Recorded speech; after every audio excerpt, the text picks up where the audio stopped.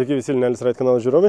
Su mumis šiandien dar vienas svečias Ducati Street Fighter V4S. 153 kW arba 208 arklio galios, 123 Newtonai ir štai itališkas gatvės mušeika Street Fighter. Turim V4 variklį, turim Olinso reguliuojamą priekį ir gale elektroniškai pakabą, turim Brembo stabdžius, būtų keista, jeigu būtų kitaip. Pildomai yra sumontuotis gilės pakojai, GB Racing ir RG slideriai ir dangtelis. Gale turim 200 padangą, priekį 120, motociklas prikrautas begalė elektronikos valdymo, tai yra wheelie control, slide control, ABS, cornering ABS, engine mapai, street, race, kažkoks standart, toj atsisėsim, tada papasakosiu daugiau. Pats dizainas, tai jis iš tikrųjų man tikrai palieka didelį įspūdį, žiūri tą motociklą ir supranti, kad tai yra labai rimtas daiktas. Ir dar ta raudona spalva labai jį paryškina. Yra ir juodas, yra mačiau ir kitokių spalvų, tai būtent raudona spalva yra ta tikrai Ducati spalva, tai vat čia jisai geriausiai ir atrodo. Nežinau, man tiek daug emocijų, labai nerealiai įdomus mocas, tai sėdam, važiuojam, o tada aš jau viską jums papasakosiu savo kelionės metu. Tai va, aš jau motociklo sėdėsena, toksai įspūdis kol kas nelabai, bet pasižiūrėsim važiavimo eigoj. Tai pakankamai siauras bakas va šitoje vietoje. Aišku, kai yra V formos variklis, tai galima jį taip ir padaryti, tai čia toks siauras ir išplatėjimas. Bakas yra 16 litrų.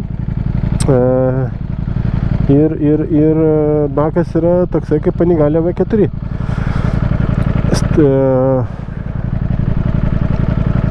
Ir pamiršau, kaip jisai vadinasi dabar. Olinso demperis, taip pat va, viskas elektroniškai, laidukai. Turim displėjų, tai iš tikrųjų, kadangi jau sakiau, labai daug visokiausių pasirinkimų. Tai yra settings menu, riding mode, sport, street. Gali čianai pasijunginėti engine, gali reguliuoti variklį kaip nori, high, medium, low, ABS, tai irgi yra daug padėčių, kiek tu gali juos nusistatyti. Engine braking irgi 3. Quick shifteris, tai turim ir quick shifterį, ir bliperį, info mode, tai čia bus visi, toj parodysim, kaip atrodo prietaisų skidelis, dynamic suspension, active dynamic custom, galima pagal save viską susireguliuoti, iš tikrųjų čia tiek priekis, galas, dampingas, ta prasme čia yra ant tiek galima viską sureguliuoti, kad net iš tikrųjų sunkiai viskas telpa galvoje. Lap timeris, backlightas, date, clock, unit, service, tire calibration, day running light, indikatoriai automatiškai, mechaniškai, informacija. Tai čia apie kiek dabar kraunasi baterija ir kokias apsaugas. Vienu žodžiu, labai daug visokiausių pasirinkčių. Čia irgi yra traction control, quick shifter, up, down, engine, ABS, brake control, slide control, wheelie control. Viską gali susiprogramuoti taip, kaip tau reikia, taip, kaip tu įpranti, taip, kaip tu mėgsti, koks tavo važiavimo stilius. Tai va, ką, važiuojam.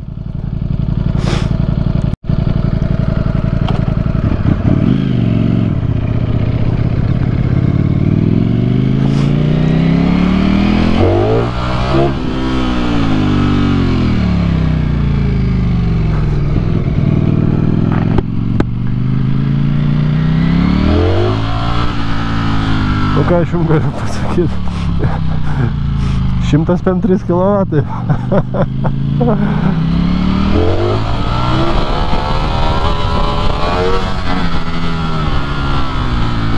Ir 123 Newtonai. Oi, tie Ducačiai. Gerai, grįžtant prie sėdėsenos. Tai jo, nuvažiavau kokių 20 km aš su juo, tai kol kas man yra kol kas man yra nepatogu, nežinau, mane labai stipriai kažkaip ta sėdynė galbūt verčia į priekį, o kojos daugiau nei 90 laipsnių. Aišku, kojus galima susireguliuoti po kojus, tai čia dar yra, sakykime, tokių niuansų ir šitas dalykas dar yra, sakykime, pataisomas. Bet šiaip tas va toksai sėdėsena man jinai yra nepriimtina ir man kažkaip tai čia kažkas tai su juo ne taip sėdisi. Ir sakau, mane visą laiką verčia į priekį. Kadangi tai yra strytas, tai nėra jokios apsaugos nuo vėjo, tai tik padidėjus greičiui labai tas jaučiasi ir turi labai didžiulį greičio pojūtį, kur sakykime, kadangi vėlgi pratęs prie Britų ar ten kažkokį, tai nežinau, enduro paėmė, tenai to nėra. Tačiau atrodo, kad tu lėki, o iš tikrųjų tiesiog vėjas yra didelis ir tiek žinių. Nu taip, jisai yra labai galingas ir jisai yra labai aštrus. Tas važiavimas, pavyzdžiui, jeigu kalbėt apie važiavimą kažkur, tai sakykime, mieste lėčiau, pirmų bėgių ten, jeigu reikia pajudėti, tai jisai toks visas tamposi, tai nėra tokio švelnaus pajudėjimo, turi duoti biški daugiau gazo, kad jisai neužgestų. Bet tai viskas normalu, čia yra toks motociklas ir su juo nereikia stovėti kamščiuose, o su juo reikia tiesiog normaliai važiuoti ir neišsidirbinėti. Tai stabdžiai visokie baistis priekį gali atsijungti galą, tada lieka tik priekis, kai būna pastatytas ant race mode. Šildomas rankenėlės, šitie yra padaryti tokie vingletai, tai iš tikrųjų atlieka funkciją ir jau sakykim, kai pasieki tam tikrą greitį, dabar nepasakysiu, bet jeigu neklystu, tai yra 160 km, tai jau jie pradeda, ta prasme, tas efektas atsiranda ir tave pradeda spausti labiau prie dangos. Tai va tokie va dalykai. Na, aišku, standartiškai, tai kadangi Ducatis tai hidraulinė sankaba, nežinau, čia man motociklas tai yra visiška emocija ir iš pradžių tai toksai, jį reikia prisijaukinti, nes kol jisai dar toksai pirmi kilometrai, tai tu nelabai ir supranti, kaip jisai elgiasi ir ką jisai daro. Pagrindiniai konkurentai, tai turbūt, ką žinau, būtų, sakyčiau, Tuono ir dabar šitas M1000R, nes prieš tai S1000R buvo su šiek tiek deforsuotų variklių, apie 160 arklio galių buvo, o dabar jau jisai gavo visiškai RR variklį. Tai kaip ir šitas variklis yra tas pats, kaip ir yra Panigale, yra tik tai keli, sakykime, yra keli adjustmentai, tai yra bėgių perdavimas, yra, pavyzdžiui, čia yra pakankamai trumpi bėgiai, tai šitie trumpi bėgiai, jie neduoda tiek maksimalaus greičio ir panašus, arba netgi toks pats buvo bėgių santykis yra naudojamas V4R, kadangi ten yra lenktyninis motociklas ir ten yra aktualiau tie visi, sakykime, pagreičiai negu maksimalus top speedas. Plius, kadangi tai yra streetas, tai tas top speedas jis yra tikrai neaktualus.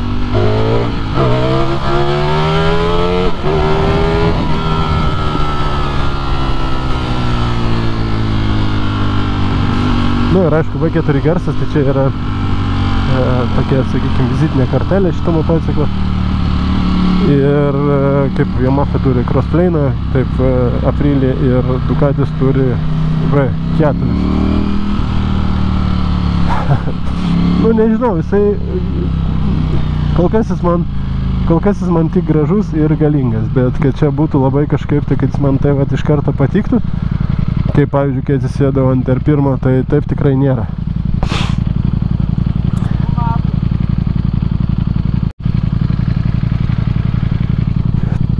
Tai va, tai nežinau, tuoj daugiau pravažiuosim šiek tiek, gal kažkaip tai aš jį truputį prisijaukinsiu. Kol kas man sėdėti nepatogu,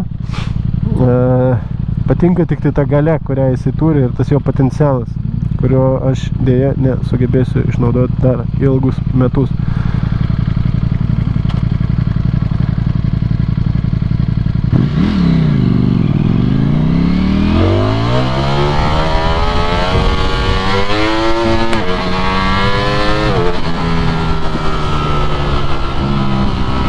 Tai, ką jis daro, tai čia yra, tiesiog. Čia yra belekas.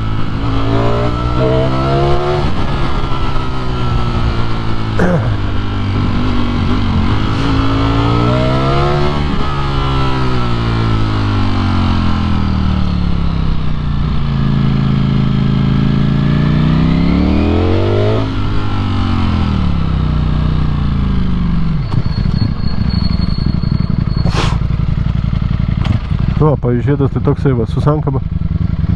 Va. Tai.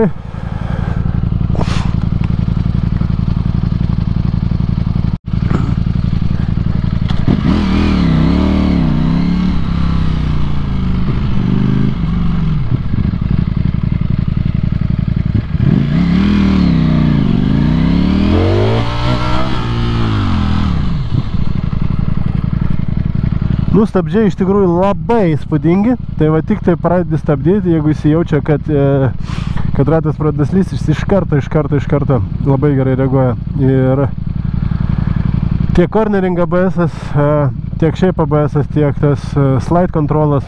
Iš tikrųjų, tai motociklas tikrai daug tavo klaidų atleidžia ir tikrai yra labiau user friendly, bet vis tiek su juo reikia mokėti važiuoti. Jeigu S1000 jis yra toks, sakykime, gali būti tavo pirmas motociklas, tai mano nuomonė šitas nelabai galėtų. Taigi, tai yra motociklas skirtas miestui, skirtas pahuliganavoti.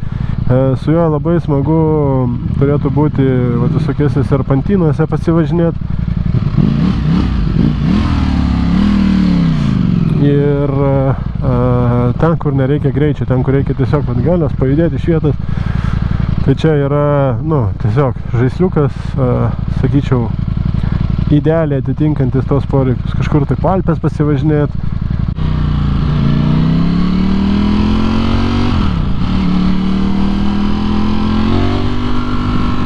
Ir šiaip, man vėlgi dar yra toks dalykas, kaip grįžtant prie atstovybių, prie aptarnavimo ir ką daryti, jeigu tokiam motociklui kažkas atsitinka. O šitam motociklui tikrai kažkas atsitiks ir tada mes labai ilgai ir nuobodžiai lauksim ištiestos pagalbų rankos iš mūsų taip labai pamėgtų italų. Tai čia yra dar vienas toksai niuansas. Motociklo kainos, jeigu yra V2 versija, tai prasideda turbūt nuo ten kokių 16 000 ir jau V4S, tai jis jau ten kainuoja apie 30, galime metų virš 30 000. Tai va, tai su aptarnavimais, tai garantija yra 2 metai. Kiekviena smulkmena ant šito motociklo gali būti aptarnauta tik tai pas dilerį. Padangas gali būti tik tai tos, kurios yra nurodytos ir jie aiškiai nurodo, kad Pirelli yra tos padangas ir jeigu tu užsidėsi kitas padangas, tai tipo, nesikreipk į mus ir mes tau tikrai negalėsim kažkaip tai padėti, galėsim tik paguosti, kad nepaklausėjai tai, kas buvo parašyta. Tai Ducatis turi šitą dalyką, kad viskas yra daroma per dilerį, net smulkiausi kažkokie remontai ar dalykai. Tai vėlgi, čia jau, sakykime, toksai Ferrario dalykas. Ir kitas dalykas, tai kai tu perki Ducati, tu perki tą patirtį, sakykime, tu perki tą emociją. Tie motociklai, jie labai geri, jie beprotiškai geri. Bet dar vienas dalykas, tai yra tas marketingas, ta emocija, kurią tu gauni jį nusipirkęs, kai atvažiuoja, kai ten paskambina, kai išpakuoja. ir taip toliau, ir taip toliau. Labai daug tokių visokių kaip širdžiai malonių dalykėlių. Tai į tai irgi reiktų atkreipdėmės ir tas viskas irgi kainuoja. Nu va, pavyzdžiui, dabar važiuojam savo ramiai ir apart to, kad aš sėdžiu nepatogiai ir man nepatinka, kaip aš sėdžiu, tai neturiu daugiau prie ko prikibti. Pats motociklo valdymas, tai tikrai neblogai, iš karto jaučiasi, kad jisai tai guldyk mane, ką tu darai, davai varyk daugiau. Tai tas irgi smagu, aišku, ta 200 padanga jinai suteikia to pojūčio.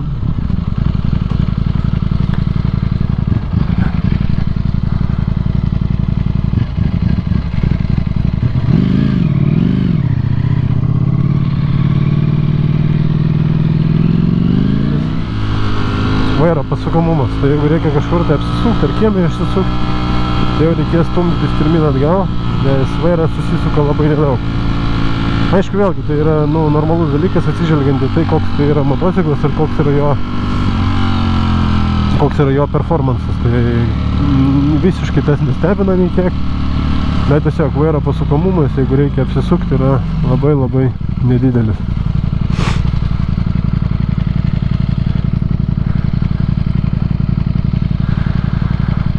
Automatiškai išsijungiantis posūkiai. Svarbu nepamiršti jų įjungti, bet jie išsijungia patys. Vadinasi, motociklas pasvyra.